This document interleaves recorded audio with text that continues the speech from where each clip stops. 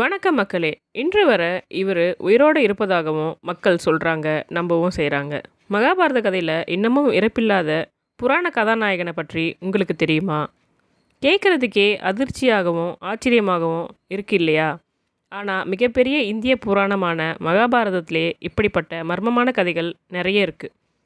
அதுல முக்கியமான மர்மம் என்னன்னா, ஒருத்தர் 5000 வருஷமா உயிரோட இருக்காரு அப்படின்ற விஷயம் மட்டும்தான். அவர் யாருன்னு தெரிஞ்சுக்கிறதுக்கு முன்னாடி நம்ம சேனலை சப்ஸ்கிரைப் பண்ணிக்கோங்க, பெல் ஐக்கானையும் ப்ரெஸ் பண்ணிக்கோங்க. அப்போ தான் இன்ட்ரெஸ்டிங்கான வீடியோஸை உங்களுக்கு தர முடியும். அவர் யாருன்னா அஸ்வத்தாமன். இப்போ வரைக்கும் உயிரோட தான் இருக்காருன்னு பல பேர் சொல்லிக்கிட்டு இருக்காங்க. நிறைய பேர் கண்ணாலேயும் பார்த்துருக்காங்க. இதெல்லாம் உண்மையா இல்லை பொய்யான்னு நமக்கு தெரியாது. ஆனால் அஸ்வத்தாமன் பற்றி நமக்கு தெரிஞ்சிருக்கிறது ரொம்பவே இன்ட்ரெஸ்டிங்காக இருக்கும். ஸோ வீடியோவை ஸ்கிப் பண்ணாமல் கடைசி வரைக்கும் பாருங்கள். அஸ்வத்தாமன் யாருன்னா, பாண்டவர்கள் மற்றும் கௌரவர்களுக்கு ஆசிரியராக இருந்த துரோணாச்சாரியாரோட மகன். அவர் பிறந்ததுல இருந்தே அவருடைய நெத்தியில் ஒரு ரத்தினக்கல் பதிக்கப்பட்டிருக்கும். அவருடைய சக்திகள் எல்லாமே அந்த கல்லின் மூலமாக தான் வெளிப்படும். மிகச்சிறந்த போர் வீரரான அவருடைய அப்பா துரோணாச்சாரியார் நன்றாகவே அவருக்கு பயிற்சி கொடுத்துருந்தார்.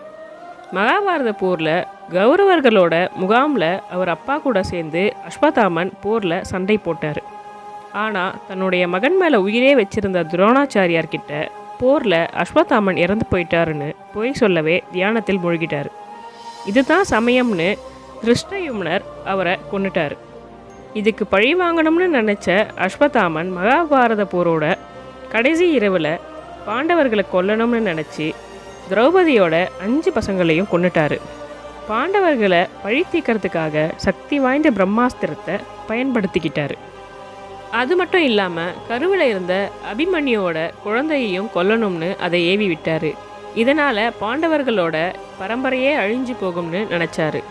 இதை பார்த்து கோபமடைந்த கிருஷ்ணர் அஸ்வத்தாமனுக்கு இந்த கலிகாலம் முழுக்க பூமியை சுற்றி வரணும்னு சாபம் கொடுத்தாரு. அவர் நெத்தியில் இருந்த ரத்தினக்கல்லையும் எடுத்துக்கிட்டாரு. அதனால் அந்த நெற்றியில் இருக்க புண் எப்பவும் ஆறாதுன்னு சாபம் விட்டார்.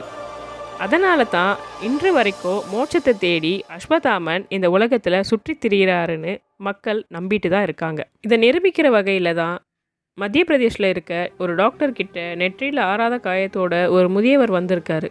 அவர்கிட்ட நீங்கள் அஸ்வத்தாமாவான்னு கேட்டு மருந்து எடுக்கிறதுக்குள்ளே அவர் காணாமல் போயிட்டாராம். ஸோ ஃபைனலி அஸ்வத்தாமா உயிரோட இருக்காரோ இல்லையோ, அவருடைய புராண கதை இன்னமும் அவரை உயிரோட தான் வச்சிட்ருக்கு. அவருடைய ஈகோ மற்றும் அறியாமையால் தான் சக்தி வாய்ந்த இந்த போர் வீரருக்கு ஒரு சோகமான கிளைமேக்ஸ். இந்த மாதிரி புராண கதைகளை பற்றிய உங்கள் கருத்துக்களை கமெண்ட்டில் போடுங்க. மேலும் இந்த மாதிரி இன்ட்ரெஸ்டிங்கான வீடியோஸை பார்க்கணுன்னு நினச்சா நம்ம சேனலை சப்ஸ்கிரைப் பண்ணிக்கோங்க, பெல் ஐக்கானையும் ப்ரெஸ் பண்ணிக்கோங்க. Tata, bye bye.